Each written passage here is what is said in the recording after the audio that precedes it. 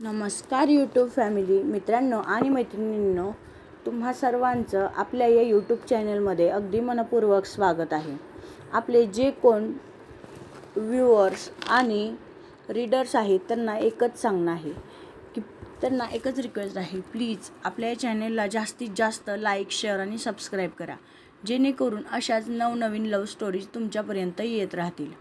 चला तर मग वेळ न दवडता सुरुवात करूया आपल्या आजच्या या सुंदर भागाला. कथेच्या संगतीत प्रेमाची दुनियासोबत वळूया आपल्या आजच्या भागाकडे. रियांश मानवीकडे जातो, पण ती कठोर शब्दात म्हणते, मिस्टर सक्सेना, मला तुमच्याशी काहीही बोलायचं नाही, त्यामुळे प्लीज तुम्ही इथून निघून जा. तिचे हे शब्द जणू रियांशच्या काळजावर घाव घालत होते, पण तो काहीही करू शकत नव्हता. मानवी चेहरा फिरवते आणि बेडवर आडवी होते. रियांश रूममधून बाहेर येतो. उषा, मनोज, त्याचबरोबर तनू देखील त्याला विचारू लागतात, नक्की काय झालं आहे? मनूची ही अशी अवस्था एवढी वाईट का झाली आहे? तुम्हा दोघांचं काही भांडण झालं आहे का? पण रियांश फक्त एवढंच बोलतो, प्लीज माझ्या जानची काळजी घ्या, मी लवकरच तिला परत घेऊन जाईन. एवढं बोलून तो निघून गेला. कारमध्ये बसून तो थेट शमशेरच्या अड्ड्याकडे जायला निघतो. काही वेळातच तो तिथे पोहोचतो. तो शमशेरला म्हणतो, त्या आगीबद्दल आणि त्या मृत्यूंमागे कोणाचा हात होता हे समजलं का? शमशेर त्याला काही कागद दाखवतो आणि 15 वर्षांपूर्वीचं एक रेकॉर्डिंग ऐकवतो. ते ऐकताच रियांशचे डोळे मोठे होतात. तो म्हणतो, म्हणजे या सर्वांमुळे त्यांचा मृत्यू झाला आहे. मिस्टर अरविंद मेहरा ज्या व्यक्तीविषयी उच्चार करत होते, हो ना हो, त्यांना मारण्यामागे याचाच हात आहे. शमशेर, तू त्याच्याविषयी चौकशी केलीस का?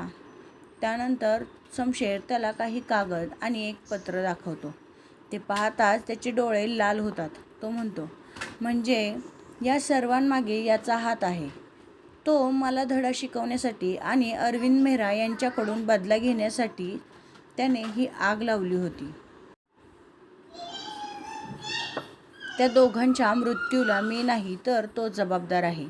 मानवीच्या आईवडिलांचा मृत्यू माझ्यामुळे नाही तर ज्याच्यामुळे झाला आहे, तो व्यक्ती लवकरात लवकर मला माझ्यासमोर हवा आहे.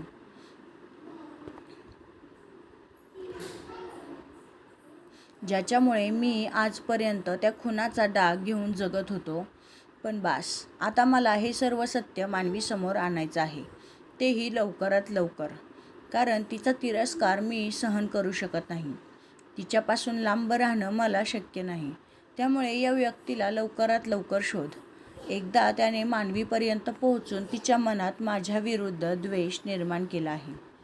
तो पुन्हा एकदा मानवीपर्यंत पोहोचण्याआधीच त्याच्या मुसक्या आवळायला हव्यात. एवढं बोलून रियांश तिथून निघून जातो. शमशेर लगेचच त्याची माणसे कामाला लावतो. काही वेळातच रियांश विलात पोहोचतो.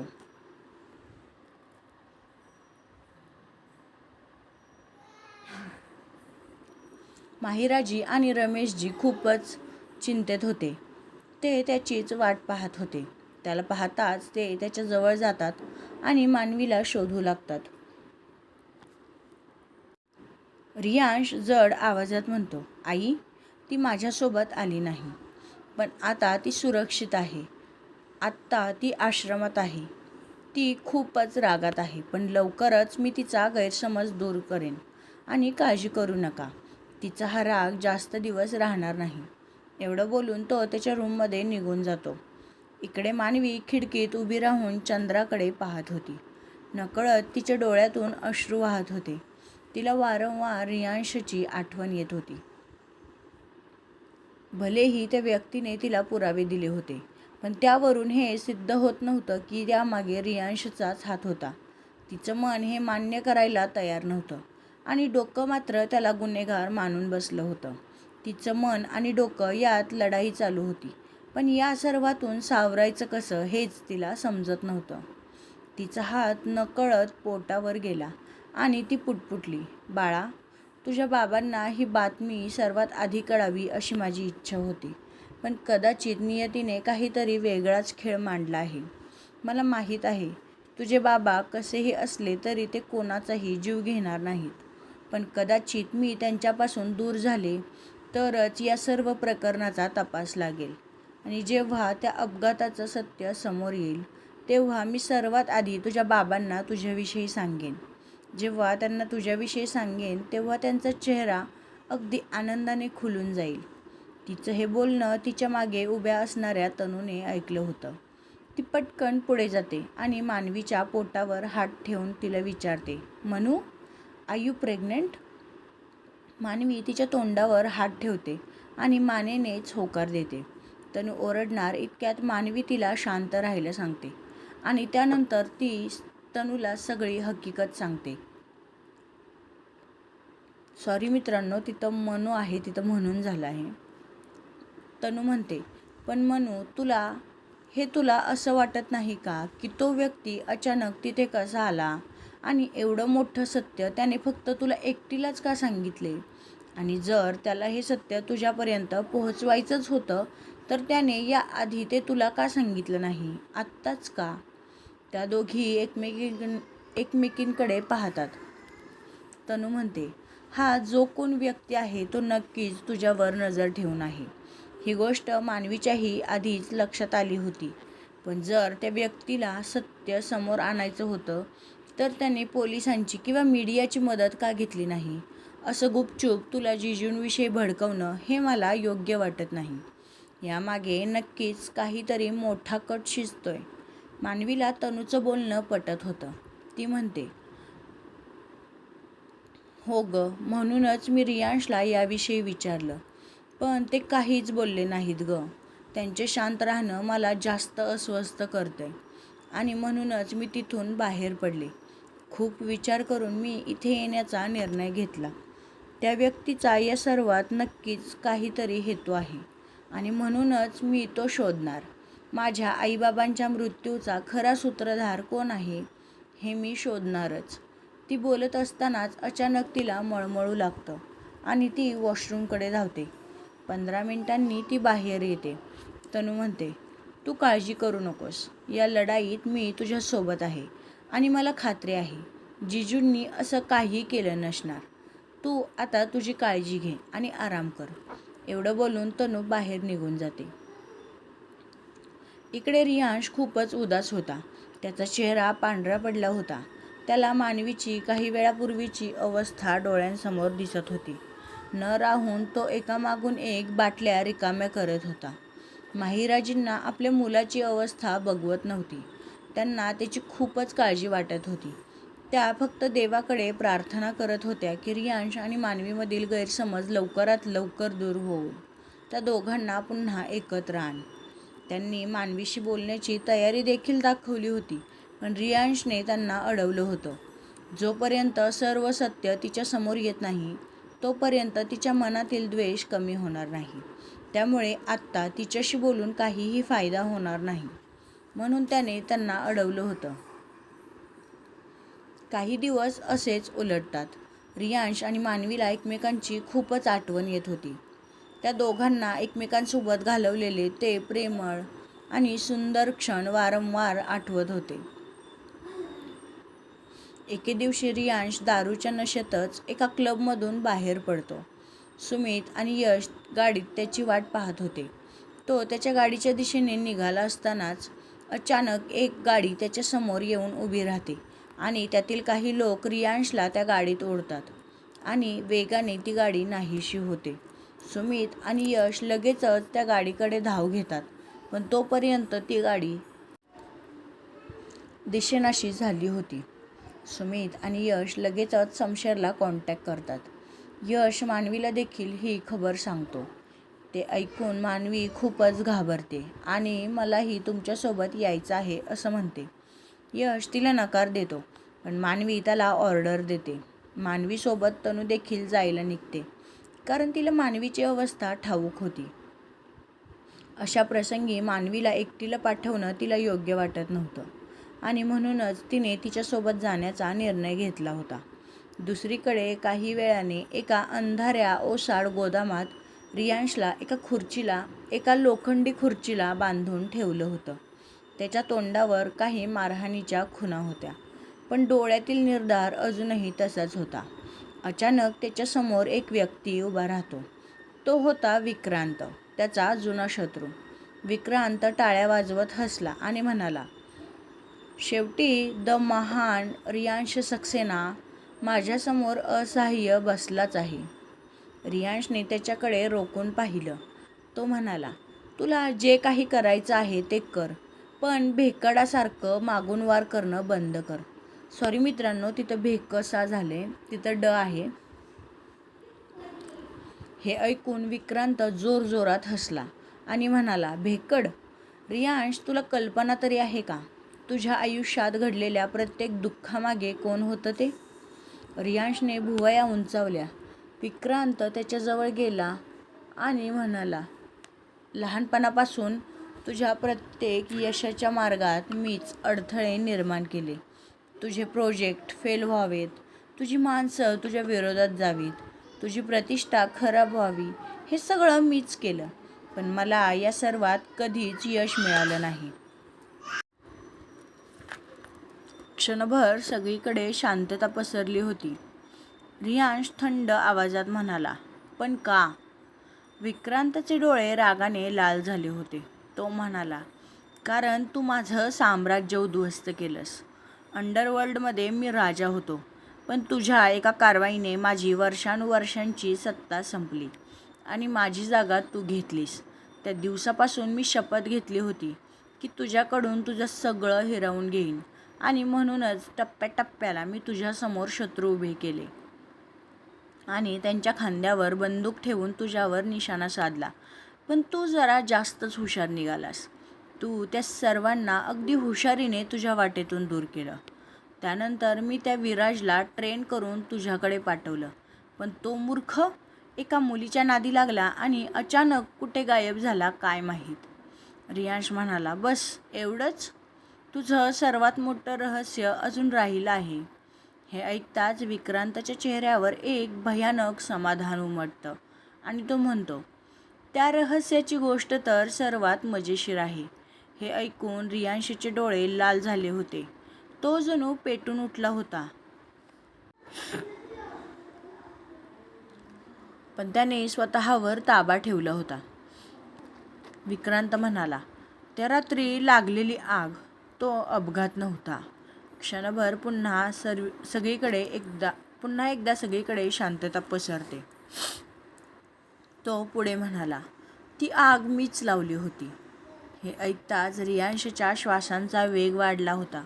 तो म्हणाला, मानवीचे वडील माझ्या काही बेकायदेशीर व्यवहारांबद्दल पुरावे गोळा करत होते.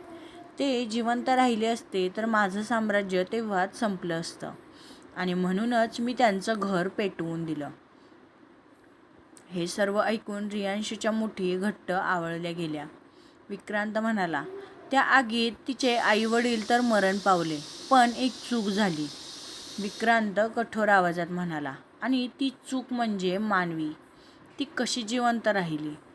त्याचे हे शब्द ऐकून रियांश मोठ्याने ओरडला. विक्रांत काही क्षण त्याच्याकडे पाहत राहिला आणि म्हणाला, तुझ्यामुळे. ऐनवेळी जर तू तिथे पोहोचला नसतास तर. ते ऐकून रियांश थबकला. तो म्हणाला, काय? विक्रांत म्हणाला, त्या रात्री तूच त्या घराजवळ होतास. तुला धूर दिसला आणि तू त्या घरात शिरलास. तुला नीट आठवतही नसेल, तू त्या लहान मुलीला घराबाहेर काढलंस. रियांशच्या डोळ्यात धक्का स्पष्ट जाणवत होता. तो म्हणाला, म्हणजे?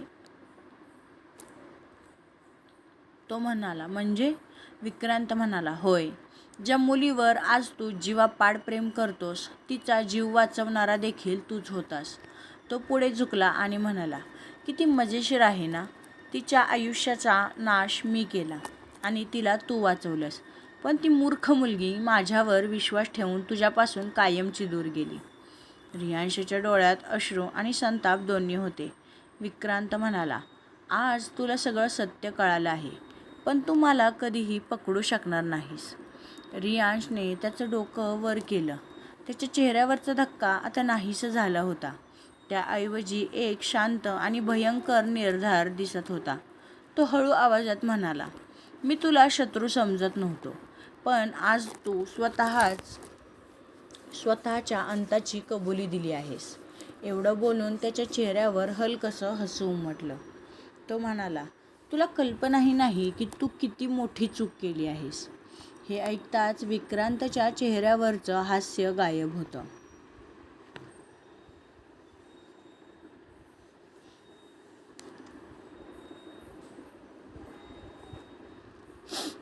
आणि क्षणातच चारही बाजूंनी सायरनचा आवाज घुमू लागतो. एका दरवाजातून सुमित, यश, मानवी आणि तनू त्यांच्याबरोबर पोलीस आणि बॉडीगार्ड्स देखील होते. पोलीस विक्रांतला ताब्यात घेतात. मानवी आणि यश पटकन रियांशला सोडवतात. मानवी विक्रांतसमोर उभी राहते आणि त्याच्या 4-5 कानाखाली मारते आणि त्याला जाब विचारू लागते. तिची अवस्था पाहून रियांश तिला सावरतो आणि त्याच्यापासून दूर करतो. पोलीस विक्रांतला घेऊन जातात. मानवी आणि रियांश खूप दिवसांनी एकमेकांसमोर होते. मानवीच्या डोळ्यात अश्रू होते. ती म्हणते, मला माफ करा, मी तुमच्यावर विश्वास ठेवायला हवा होता.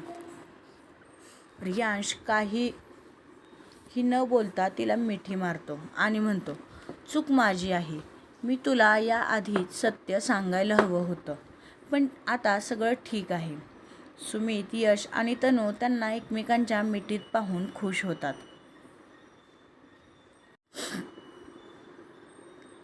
सर्वजण विलात जायला निघतात आणि काही वेळातच तिथे पोहोचतात.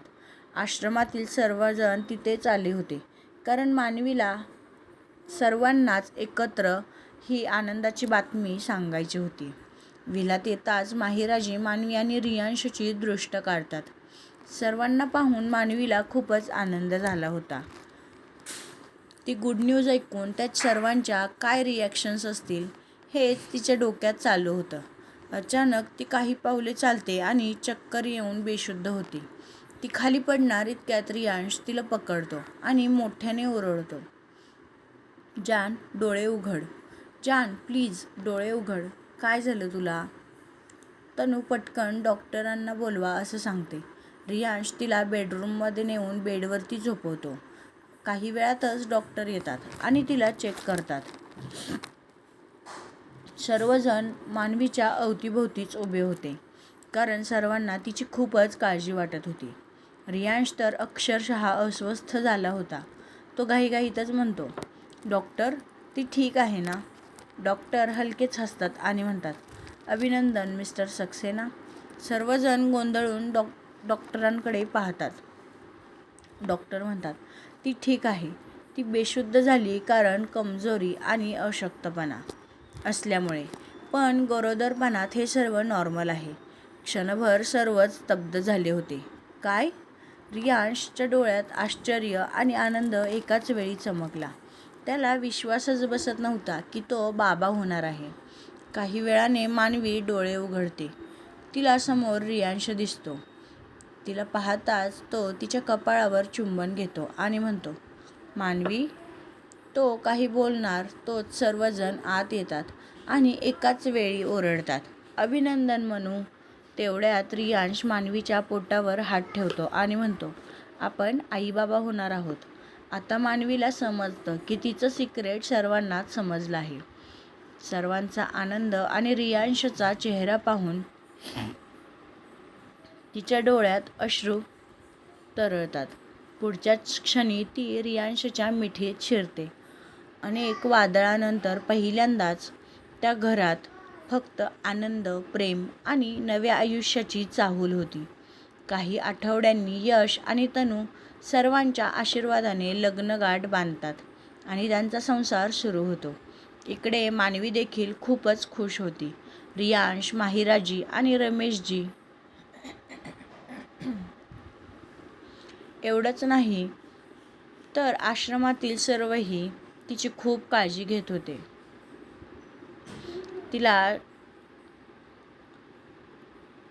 तिची खूप छान काळजी घ्यायची. तिला वेळेवर जेवण, नाश्ता, गोळ्या, औषधे तर सर्वजण देतच होते, पण तिचे सगळे हट्ट देखील पुरवले जात होते. अखेरकार 9 महिने उलटतात. रियांश आपल्या बाळाची खूपच आतुरतेने वाट पाहत होता आणि शेवटी त्याचं बाळ या जगात आलं. रियांश आणि मानवीच्या आयुष्यात एक गोंडस परी आली, जिने तिच्या आईबाबांना आनंदाने पूर्णत्व दिलं. रियांश त्या गोंडस परीला हातात घेतो आणि मानवीच्या कपाळावर चुंबन देत म्हणतो, तू आणि मी सोबत आपली ही छोटीशी राजकुमारी. मित्रांनो, आपला आजचा भाग आणि ही स्टोरी इथेच निरोप घेत आहे. तर ही स्टोरी तुम्हाला कशी वाटली हे मला कमेंट करून सांगायला विसरू नका. आणि लवकरच आपण एक नवीन लव्ह स्टोरी घेऊन येणार आहोत, जी काहीतरी वेगळी आणि युनिक असेल. त्यामुळे आत्ताच आपल्या या चॅनेलला लाईक, शेअर आणि सबस्क्राईब करून ठेवा. चला तर मग भेटूया नवीन कथेत आणि नवीन भागात. तोपर्यंत काळजी घ्या आणि बाय बाय.